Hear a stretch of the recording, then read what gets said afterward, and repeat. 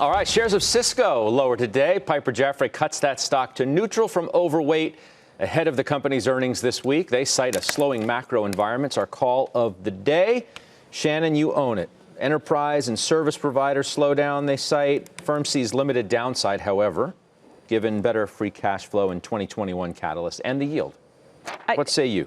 We would agree. I mean, there is certainly a slowing environment. If we get a bit of a pickup here in, improving sentiment, I think that the stock makes sense at these levels. I think, you could add to it here. I think that there's very minimal risk to this report. I don't see a lot of movement. We don't, John, you can talk about this in the option market, but we're really not. We're expecting minimal move on the report this week. And so for me, this is looking at, if we continue to see potential inventory build and acceleration of PMIs, or really just an improvement in PMIs, this is a name that I would hold here through the earnings report. Been left behind, compared to some of these other sort of either in the same space or older school tech names. Year to date, Microsoft's up 43. This one's only up 11.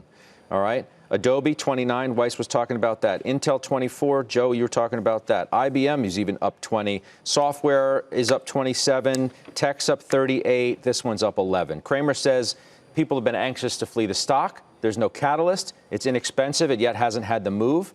They have a lot of cash. Maybe they need to deploy it better. I agree with all that. So that's why I bought it a couple of weeks ago, because it's been left behind. I thought the risk was minimal and that the upside was more significant. It's got a decent yield, 3% yield.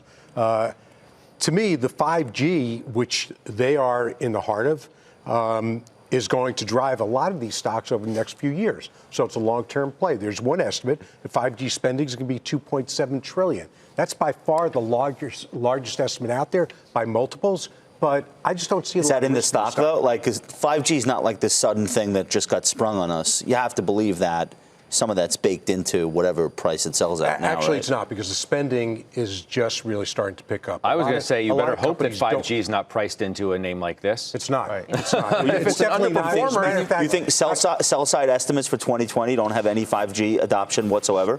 Can't be. I didn't say whatsoever. I'm just saying not fully priced. You think there's upside that's not being discounted? 5G is going to, the spend's going to, if you look at the numbers, I'm doing a ton of work on it, is going to accelerate through the next 7-8 years. It's not going to stop. Right. If you take a look away 4G, they're still spending on 4G to get 4G in shape to layer on 5G. So a lot of skepticism is about the business case for 5G. So no, that's going to be big so far. So if it comes down on when they announce the quarter, I'll buy a little more. But to me, this is just a stock that's going to keep going. My concern about Cisco is it too big to grow? That's been a legitimate concern that's come through. But I think this time, you know what? It's left behind. Others are big, and they're managing it. Yep. Can you say that about all of the network equipment names? Because if you look at Juniper, you look at F5 Networks, you look at Arista, they have all underperformed year to date. They're trading with the same type of sentiment with Cisco. Right. So if you get a recovery, would those names offer a better opportunity? There's definitely higher beta in a lot of those names than what you have here. So could you do better? Yes. You could also do worse. There'll be winners and losers in 5G for sure, right? Skyworks, we know, will be a winner because of what their OEM situation is.